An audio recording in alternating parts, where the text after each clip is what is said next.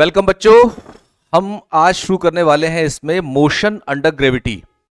Motion under gravity concept बता दूंगा आपको मैं। तो कंसेप्ट हमारा जितना भी हमें करना था वो सारा लगभग हो जाएगा और उसके बाद में हम इसमें न्यूमेरिकल क्वेश्चंस पर आ सकते हैं। मोशन अंडर ग्रेविटी की बात करें तो कोई भी बॉडी या ऑब्जेक्ट अगर ऊपर से नीचे फॉल कर रहा है या नीचे से ऊपर हमने थ्रो किया है तो ऐसे समय में केवल हमारे पास एक्सीलरेशन जो होता है वो अंडर ग्रेविटी काम करता है। इसे कहते हैं एक्सीलरेशन ड्यू टू ग्रेविटी। ये आप लोग क्लास 9th में भी पढ़ा होगा। तो एक्सीलरेशन ड्यू टू ग्रेविटी, इसकी वजह से बॉडी ऊपर अगर फेंकेंगे तो नीचे आएगी और ऊपर से अगर आपने छोड़ा है तो नीचे आनी ही आनी है। और ये जो ग्रेविटेशनल एक्सीलरेशन है ये स्मॉल डिस्टेंसेस के लिए काम करता है जो अर्थ के नजदीक हैं। नजदीक अर्थ के लिए कौन सी कहें? जैसे कोई प्लेन से कोई ऑब्जेक्ट गिरता है उस पर काम करेगा। लेकिन अगर हम कहें स्पेस में से कोई चीज हम फेंक रहे हैं तो वो अर्थ की तरफ आ सकती है, लेकिन उसके लिए बहुत बहुत समय एक्स्ट्रा चाहिए तो ग्रेविटेशनल पुल कम हो जाता है। तो हम जो बात कर रहे हैं शॉर्टर डिस्टेंसेस की बात कर रहे हैं। हम जैसे कोई चीज फेंकते हैं, कितना ऊंचा फेंक सकते हो आप बुलेट छोड़ते हो, कितनी ऊंची बुलेट छोड़ सकते हो? तो ऐसे ऑब्जेक्ट्स पर यह काम करेगा। ग्रेविटेशनल एक्सीलरेशन के लिए तोप से दागे गए गोले हों, बंदूक से छोड़ी गई गोली हो, हाथ से थ्रो किया गया कोई ऑब्जेक्ट हो, सीधे ऊपर जब भी हम बात करेंगे मोशन अंडर ग्रेविटी की तो आपके यहां 3 तरह के मोशन है जिसमें 2 अभी हम पढ़ने वाले हैं। हम पढ़ने वाले हैं motion under gravity in a straight line. पहली बात, motion under gravity straight line में 2 तरह से आपके कंसिडर होगी। एक तो वर्टिकल लाइन में। वर्टिकल लाइन में अगर हम बात कर रहे हैं तो नीचे से ऊपर या ऊपर से नीचे, एग्जैक्टली जैसे मेरा पेन है वर्टिकल में, ऐसे मैंने रखा बुलेट को और बंदूक को रखा और बुलेट फायर कर दिया तो सीधा ऊपर जाएगी बुलेट 90 डिग्रीज पर। 89.99 भी नहीं चलेगा। एग्जैक्टली 90 डिग्रीज एंगल होता है। तो प्रैक्टिकली आप कहेंगे शायद पॉसिबल नहीं है, लेकिन हम जो बात कर रहे हैं हम बात कर रहे हैं आइडियल सिचुएशंस में। 90 है तो 90 ही है, 0.001 भी कम नहीं होगा।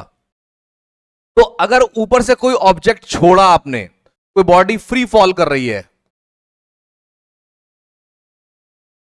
तो फ्री फॉल हमेशा अंडर ग्रेविटी होता है।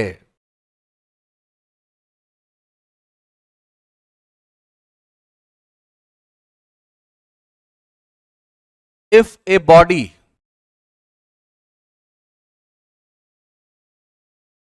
False towards earth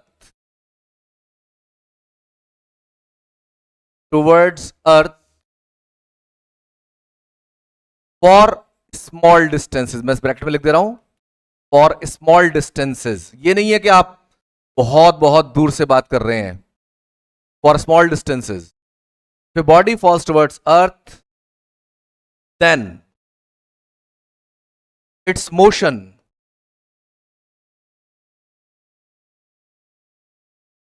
is under gravitational acceleration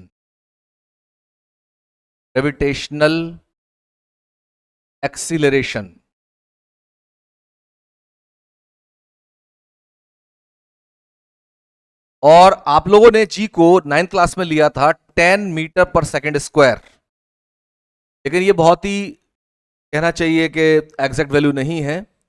हम जो यहां लेंगे, अब हम लेंगे 9.8 या 9.81 मीटर पर सेकेंड स्क्वायर। जी की वैल्यू 9.8 या 9.81 और प्रिसाइज जैसे हो जाए डेसिमल के बाद में 2 डिजिट्स तक, तो 9.81 मीटर पर सेकेंड स्क्वायर। या फिर आप जी को अगर लेते हैं सीजीएस सिस्टम में तो आपको लेना पड़ेगा 981 सेंटीमीटर पर सेकेंड स्क्वायर। तो सीजीएस सिस्टम में 981 सेंटीमीटर पर सेकेंड स्क्वायर और एम के सिस्टम में आपको मीटर पर सेकेंड स्क्वायर में लेंगे तो 9.81 या 9.8 या कभी हो सकता 10 भी कहे। लेकिन अब क्योंकि हमारी क्लास बढ़ गई है तो हमें थोड़ा सा कैलकुलेशंस बेटर शेप में आने चाहिए, तो 9.81 विल बी मोर क्लासिक। तो ये तो हो गया मोशन अंडर ग्रेविटी। तो जो हमने इक्वेशन ऑफ मोशन 3 पढ़ी हैं जो हॉरिजॉन्टल में काम कर रही थी, वही 3 इक्वेशन वर्टिकल में भी काम करती हैं। कौन कौन सी 3 इक्वेशन थी?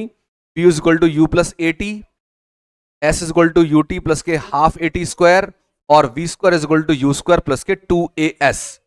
अब हाँ, तीन इक्वेशन मोशन है बेटा हमारी, v is equal to u plus a t, s equal to u t plus के हाफ ए टी स्क्वायर और v square is equal to u square plus के 2as।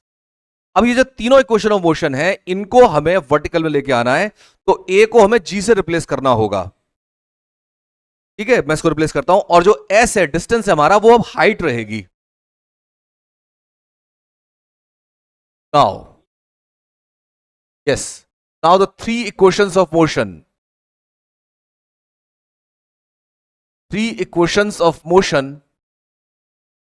under gravity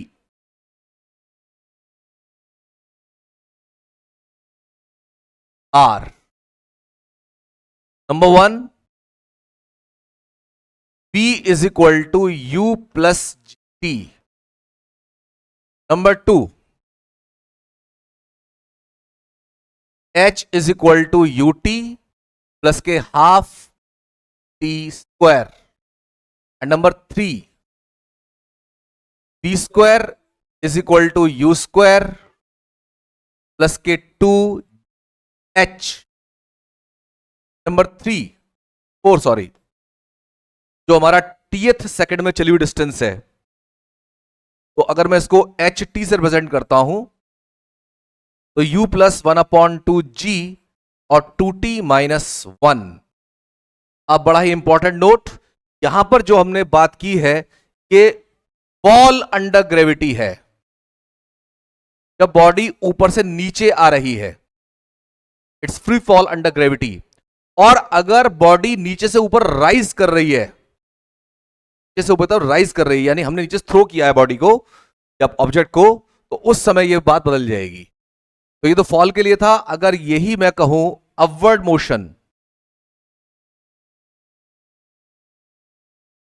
motion under gravity, तो उस समय आपको g को replace करना पड़ेगा -g से। तो उस समय आपके लिए v हो जाएगा u माइनस gt। देखो, ग्रेविटेशनल एक्सीलरेशन हमेशा नीचे की ओर काम करेगा। अब आपने सारी क्वेश्चंस ऊपर की ओर ले ली, मोशन ऊपर की ओर है, तो g पर नेगेटिव लेना पड़ेगा आपको, क्योंकि g की दिशा आप चेंज कर रहे हो। मोशन ऊपर का हो रहा है लेकिन g हमेशा नीचे की तरफ लगेगा। तो ऐसे में v is equal to u minus g t, h is equal to u t minus के half t square. Number 3, v square is equal to u square minus के 2gh। And number 4 will also suffer, ये आपका हो जाएगा u minus 1/2g into 2t minus 1. So these 4 equations will work if the body is in motion towards sky, towards ये कहना चाहिए in the opposite direction of gravitational acceleration. हाँ, अगर body ऊपर तक थ्रो की गई है तो ये लगेंगी चारों, और अगर ऊपर से नीचे आ रही तो ये लगेंगी। अच्छा, एक चीज और, अगर बॉडी ऊपर से फॉल कर रही है, अगर बॉडी ऊपर से फॉल कर रही है, एक तो होता है थ्रो करना, ऐसे थ्रो किया मैंने, ठीक है, एक होता है फॉल करना, ऊपर से छोड़ दिया केवल मैंने। तो जब फॉल करेगी तो इनिशियल वेलोसिटी हमेशा 0 रहेगी, माइंड इट। जब भी बॉडी फॉल करेगी तो initial velocity will always be 0। लेकिन नीचे से अगर ऊपर फेंका गया है किसी पत्थर को या किसी ऑब्जेक्ट को या किसी पार्टिकल को, उस समय कभी भी इनिशियल वेलोसिटी 0 नहीं हो सकती, माइंड इट, बिल्कुल। तो यहां पर जो इनिशियल वेलोसिटी है ऊपर से नीचे आते समय जब फॉल किया गया है, फॉल किया उसने, तो 0, नीचे से कभी 0 नहीं होगी। दूसरी बात, जब भी हम कभी बात करते हैं वर्टिकल मोशन में, अगर आपने नीचे से ऊपर थ्रो किया है, ध्यान देना, मैं ऊपर से नीचे की बात नहीं कर रहा हूं, मैं नीचे से ऊपर की बात कर रहा हूं। अगर नीचे से ऊपर थ्रो किया है तो पार्टिकल जब तक ऊपर चढ़ेगा जब तक कि उसकी वेलोसिटी 0 ना हो जाए। आपने यहां से बुलेट फायर कर दी, ठीक है, और मैं चाहता हूं मेरे को मैक्सिमम हाइट मिल जाए, कहां तक जाएगा ये, तो मैक्सिमम हाइट जहां तक ये जाएगा वो हाइट, वो पॉइंट होगा जहां पर इसकी लास्ट वेलोसिटी, जो इसकी टर्मिनल वेलोसिटी है, वो 0 हो जाए, ठीक है। टर्मिनल वेलोसिटी जब 0 जब जाके रुकेगा, फिर उसके बाद वो लौटेगा, पार्टिकल जैसे गया है वैसे लौटेगा, उसी पाथ पर लौटेगा, जिस पाथ के अलोंग गया है ठीक उसी वर्टिकल लाइन में वो लौटना है। तो जैसे गया ऊपर ठीक वैसी पॉइंट पे जाके जीरो वेलोसिटी होगी, एक पॉइंट पर जाकर के जहां उसकी मैक्सिमम हाइट होगी, वहां से फिर चलेगा और फिर जीरो वेलोसिटी स्टार्ट होगा और फिर लौट के अपने स्टार्टिंग पॉइंट पर आएगा। अगर आपने बुलेट छोड़ी है बंदूक से और आपने ये ध्यान किया है कि एग्जैक्टली 90 डिग्री पर छोड़ रहे हैं, तो गोली सीधी जाएगी और सीधी ही नीचे आएगी और बंदूक की नाल में घुस जाएगी। अगर आपका मोशन बिल्कुल आइडियल है, मोशन में और मीडियम में किसी तरह का रेजिस्टेंस नहीं है, हवा में किसी तरह का रेजिस्टेंस नहीं, हवा ही नहीं है, we are talking of vacuum, तो ये जो सिचुएशंस है ये सब आइडियल सिचुएशंस हैं। आइडियल सिचुएशन हमारे डेली बिहेवियर में नहीं होती हैं, लेकिन अभी क्योंकि हम क ख ग सीख रहे हैं सब चीजों का, तो हमें आइडियल सिचुएशन लेकर चलनी पड़ेंगी। बाद में मीडियम में जो रेजिस्टेंस आते हैं, हवा का रेजिस्टेंस है, कोई और चीज है, वो सब चीजें कंसिडर करके जो प्रैक्टिकल सिचुएशन होती है वो निकालते हैं, but those conditions are out of your syllabus. तो आपको केवल क्या कंसिडर करना है, पार्टिकल जैसे गया वैसे ही आएगा, ठीक है। अब इसमें क्या है, जैसे गया वैसे ही गया वैसे ही आएगा का मतलब क्या है, अगर मान लीजिए आपने किसी बॉडी को नीचे से ऊपर थ्रो किया एट 90 डिग्रीज और पार्टिकल अपनी मैक्सिमम हाइट को अचीव करता है इसी टाइम में, मान लीजिए ओ पॉइंट इसका स्टार्टिंग पॉइंट है और ए पॉइंट इसका हाईएस्ट अचीव्ड पॉइंट है, तो यहां पर इसकी वेलोसिटी जीरो होगी। तो पार्टिकल ने ओ से स्टार्ट किया अपना motion and it rises up to a, यहां तक पहुंचा, फिर ये लौटेगा, यहां पर इसकी वेलोसिटी जीरो होगी, जीरो वेलोसिटी फिर लौटेगा। अब मान लीजिए बीच में कोई पॉइंट है बी और कोई पॉइंट है सी, तो बी और सी पर जाते समय जितनी वेलोसिटी थी उतनी ही वेलोसिटी इसकी आते समय होगी। This should be kept in mind. जितनी वेलोसिटी, मान लीजिए वीसी वेलोसिटी मैं कहता हूं, यहां पर वीबी वेलोसिटी है, तो आते समय भी यही वेलोसिटी होती है हर सिचुएशन में। हम आइडियल सिचुएशन बात कर रहे हैं बेटा, जैसे पार्टिकल ऊपर गया है वैसे ही नीचे आ रहा है, उतना ही वेलोसिटी उसे रहेगी जिस पॉइंट पर वो पास हो रहा है। और यहां से जैसे मान लीजिए आपने इसको 30 किलोमीटर पर आवर की स्पीड से फेंका है, बंदूक से छोड़ा है आपने, तो उतनी ही स्पीड से लौट के आएगा ये। यही कारण है जो आपने सुना हो, जो बारात वगैरह में फायर कर देते हैं ना, हवा में करते हैं, फिर भी लोग मर जाते हैं। होना तो ये चाहिए गोली ऊपर जाके डेड हो गई, लेकिन गोली लगभग उतनी वेलोसिटी से लौट के आती है, कम तो हो जाती है वेलोसिटी क्योंकि मीडियम में रेजिस्टेंस होता है, लेकिन इतनी कम नहीं होती। It is truly truly fatal. वो मतलब अभी भी लोगों को मार सकती है ऊपर से नीचे आने के बाद भी। अगर उसी गर्मी भी कम हो गई होगी ना, स्पीड इतनी ज्यादा होगी, घुस जाएगी वो। तो जो हर्शल फायरिंग होती है वो भी इसीलिए मतलब हम मना करते हैं कि हवा में भी फायर नहीं कर सकते आप। ऊपर फायर करेंगे तो लौट के आने वाली गोली मार सकती है किसी को, और लौट के वहीं आएगी। जितना आपने वर्टिकल फायर किया है उतना ही वहीं पर आके गिरेगा वो। तो ये मतलब चीज ध्यान रखनी चाहिए इसमें। अच्छा, दूसरी बात, वेलोसिटी तो वही हो गई, टाइम भी उतना ही लगता है। ओ से ए तक जितना टाइम लगा, मान लीजिए ओ से ए तक पहुंचने से 5 सेकंड लगे, तो 5 ही सेकंड में वापस ओ तक आएगी ये। किसी भी पॉइंट तक, सी तक, सी से मान लीजिए सी तक पहुंचा, सी से ए तक पहुंचने में 3 सेकंड लगे, तो ए से सी तक वापस आने में 3 ही सेकंड लगेंगे। ये बड़ा ही खूबसूरत मोशन है। जैसे जाने का होगा वैसे ही आने का होगा, ठीक है। लेकिन ये बात आप ऊपर से छोड़े की चीज के लिए नहीं कह सकते, कहना ही नहीं चाहिए। ऊपर से जब आप छोड़ रहे हैं तो वेलोसिटी बढ़ती जा रही है, अब जो चीज नीचे गई लौट के तो आएगी नहीं वो, जब तक कि हमारा जो क्या कहना चाहिए, जो बेस है वो बहुत इलास्टिक नहीं है। अगर वो इलास्टिक बेस है तब वो गोली वापस ऊपर चढ़ेगी। जैसे आपने मान ली कंचे की गोली छोड़ी आपने ऊपर से, ग्लास बॉल छोड़ी, और वो टकरा के वापस लौटती है, लेकिन कभी वो साइड तक नहीं लौटती, कभी नहीं लौट सकती। तो लौटती है चीजें। वो क्वेश्चन भी हमारे सिलेबस में है कि ऊपर से छोड़ा और पार्टिकल फिर लौट के आ रहा है, कहां तक चढ़ेगा वो सब निकालना है हमें। तो वो सब चीजें हैं, लेकिन वो मोशन रेप्लिका नहीं होता, जैसे गया है वैसा आने का नहीं होगा। हाँ, नीचे से अगर गया है पार्टिकल तो नीचे आने का बिल्कुल एग्जैक्ट रेप्लिका होता है, जैसा हुआ जाते समय वैसा ही होगा आते समय।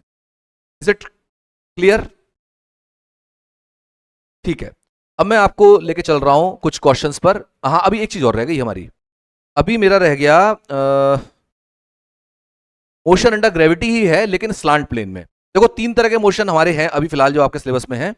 एक तो आपने देख लिया motion horizontal plane, horizontal line में, सड़क पर जैसे कोई दौड़ रहा है, हॉरिजॉन्टल लाइन मोशन हो गया।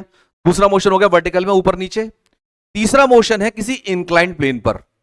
जैसे मान लीजिए कोई बॉडी या कोई धावक है, कोई रनर है जो स्लोप पर दौड़ रहा है, जैसे कोई फ्लाईओवर पर दौड़े या उतरे, तो वो जो कंडीशन है इंक्लाइंड प्लेन की है। इसको लेते हैं। तो motion on an inclined plane,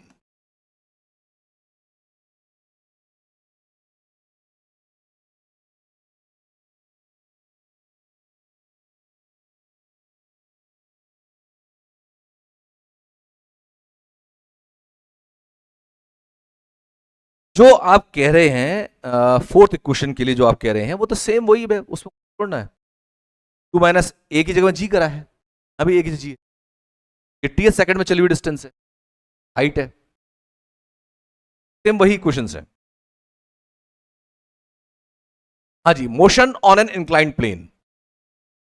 इसके लिए मैं आपको डायग्राम समझाता हूं।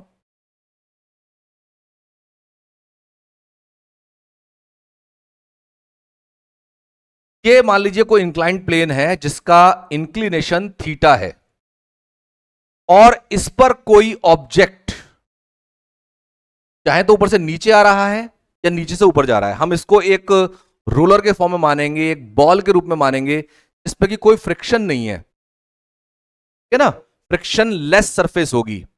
अब एक बात ध्यान रखने की ये है, हमें तीनों इक्वेशन मोशन इसमें ऑब्टेन करनी है जो हमारी अभी हमने इक्वेशन मोशन देखी है, वर्टिकल में भी और हॉरिजॉन्टल में भी। अब बात यह है कि कभी भी जो एक्सेलरेशन होता है अंडर ग्रेविटी, वो वर्टिकली डाउनवर्ड्स काम करता है, हमेशा हमेशा वो वर्टिकली डाउनवर्ड्स काम करता है, ठीक है। तो इंक्लाइंड प्लेन पर भी वो वर्टिकली डाउनवर्ड्स ही काम कर रहा है।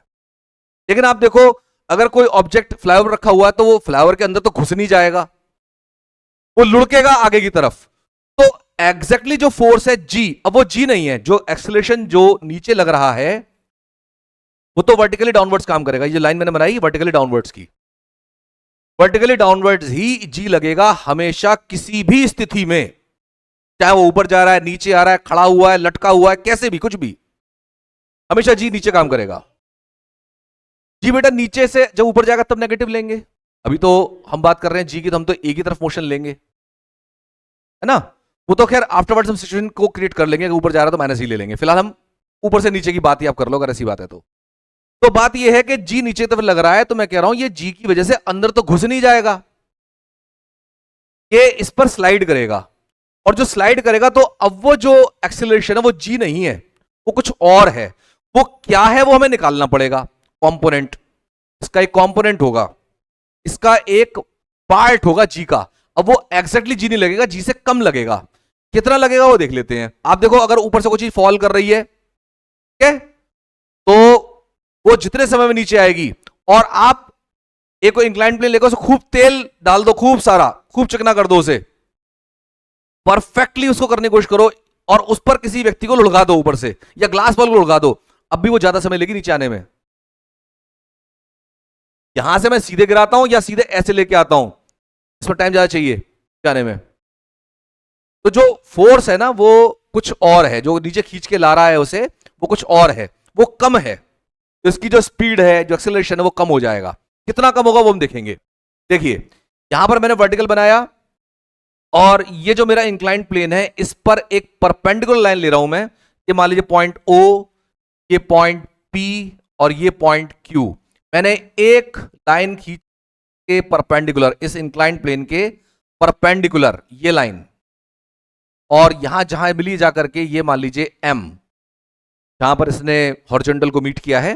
अब देखो ध्यान से देखना जरा, ये थीटा, तो ये एंगल 90 माइनस थीटा, क्योंकि ये 90 है, वर्टिकल है ना, ये थीटा, ये 90 माइनस थीटा। अब देखो ये दोनों लाइन आपस में परपेंडिकुलर है, इंक्लाइंड प्लेन और ये ओ एम आपस में परपेंडिकुलर हैं, तो ऐसे में ये एंगल थीटा, ये 90, ये 90 माइनस थीटा और ये फिर 90, तो ये एंगल थीटा। एग्री? एक वर्टिकल मैं और बना रहा हूं यहां से, एम पॉइंट से ठीक ऊपर की तरफ। ये मान लीजिए पॉइंट में कह देता हूं आर। तो फिर से देखिए ये दोनों पैरेलल लाइंस हो गई, वर्टिकल है कि जैसे इधर लगा हुआ है ऐसे ही यहां इसका कुलेंट पार्ट, वेक्टर पार्ट हम मान सकते हैं। और ऐसे में ये जो एंगल थीटा है, ये दोनों पैरेलल लाइंस और ये एंगल आपस में, करस्पॉन्डिंग एंगल जो है ये आपस में इक्वल हो जाएंगे। ये थीटा, ये भी theta,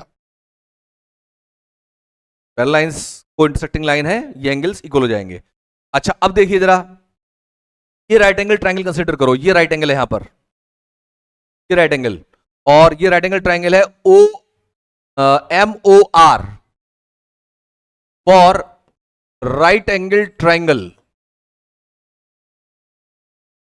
M O R, M O R, इसमें कॉस थीटा,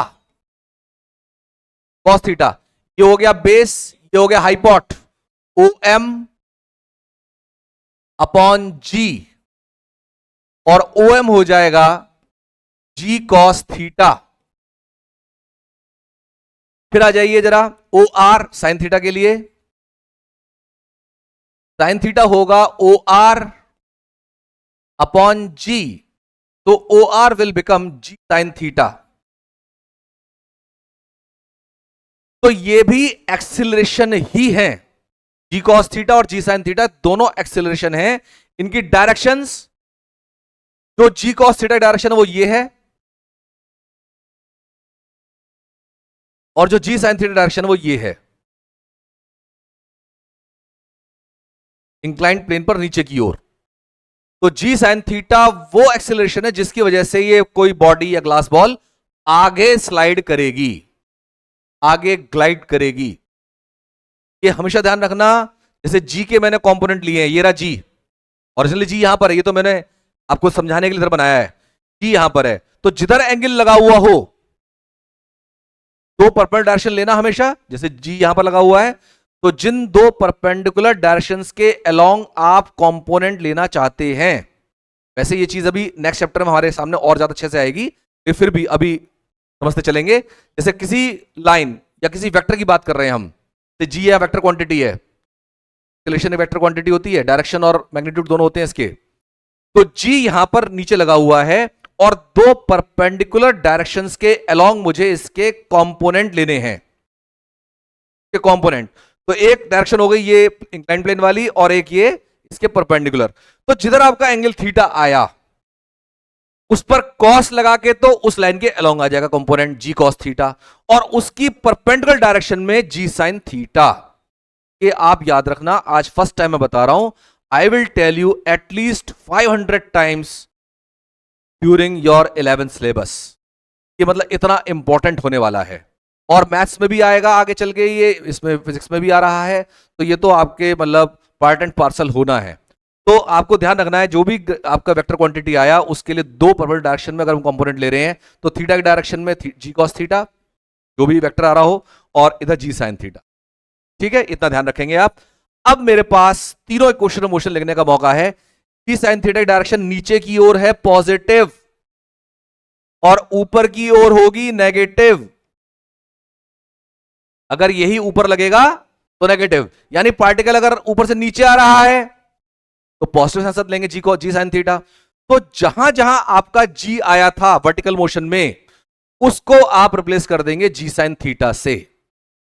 देखिए, अगर इंक्लाइंड प्लेन पर नीचे की ओर है, downward motion, downward motion on an inclined plane, downward motion on an inclined plane, तो उस समय आपको रिप्लेस करना है, replace e with g sine theta in previous equations of motion, जो आपने वर्टिकल में लिए थे उसमें, तो क्या हो जाएगा? v is equal to u plus g sine theta into t, number 1।